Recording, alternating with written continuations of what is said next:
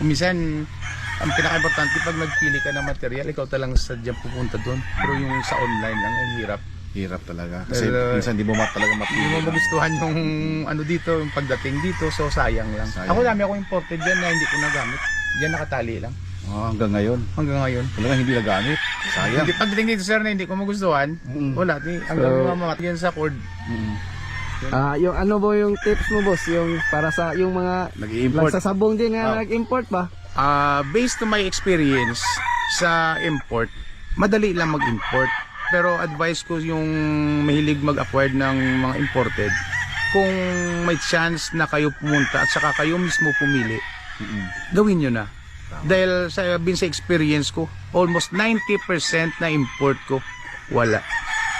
Hindi ko nagustuhan. Ewan ko lang hindi naman tayo pareho ng gusto sa manok pero sa base lang yan sa experience ko lang.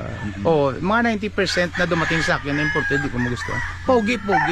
Pero yung hinahanap natin, kanya-kanya tayo gusto sa manok, yung hinahanap natin na bone structure, mahaba ng paa, yung tapos pero mostly kasi sa mga imported yung mga old lines. So ngayon dito sa atin, sa experience ko sa mga buyers, ayaw nila na yung laglag pakpak ba.